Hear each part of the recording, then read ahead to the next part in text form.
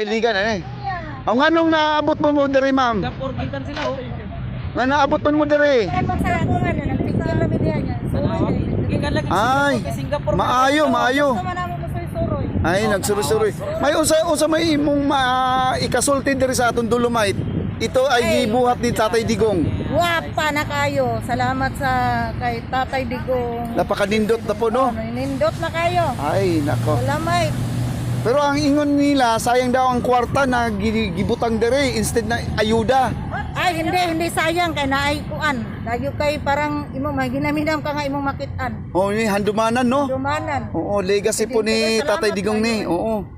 Salamat yo. Ay, sus. Oo. Salamat, Tatay Digong. Thank you sa mga... Ayun, may Sa inyo. Ayun, Ingat din po kayo. Oh. Siyempre, President Duterte may kasi Mindanao. Oo, Yes, basta taga oo. Mindanao, anak yun na. Basta Mindanao. Yes, Leonardo Ansag, napakaganda po. Marami po talaga mga Pilipino na tumutulong din kasi parang naghihinagpis po sila. Sa totoo lang, naghihinagpis pala yung mga baguhan na dating dito, pero yung mga sanay na nakagaya sa amin, pag nakita po natin na ganito, sanay na. Yung mga bagong dating talagang nalulungkot po talaga sila sa itsura ng ating Manila Bay.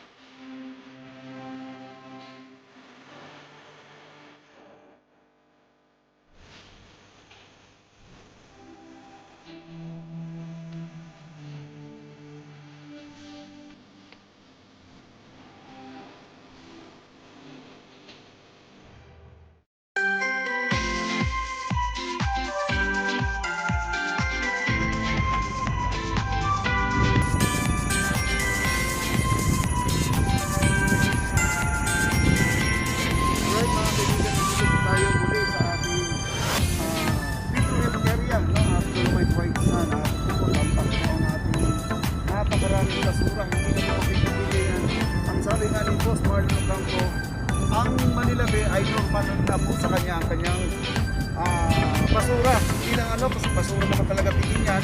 Kagaya ng mga water lily, mga kawayan, plastic cellophane, mga plastic bottle, mga takip na mga chemical kung ano naman yan. From the May, June, July, August, September po talagang katagtagan ng water lily po yan. Kaya sabi po ng ating isang kasama ng vlogger ay wala na po, normal na po talaga yan. Hindi na po tayo malulungkot sa mga nakikita po namin sa Manila Bay na basura, lagi nandyan. So, ganun naman po sa mga nagkikita dito. Si Ani, alas 6 pa ng umaga, natitira po sila. So, ang ganun dito sila tapos. Yun nga, ang sasap namin ngayon, sa kanya, ayan, kikita po natin hanggang doon sa may dulo.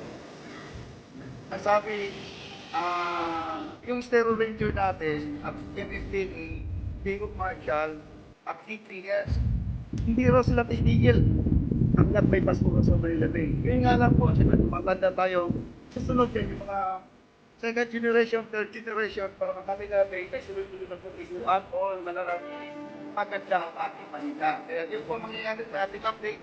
Sa Papa, Richard, maraming salamat sa sinikat. Kung kayo may mag-stranger din sa ating sa Pasok mo.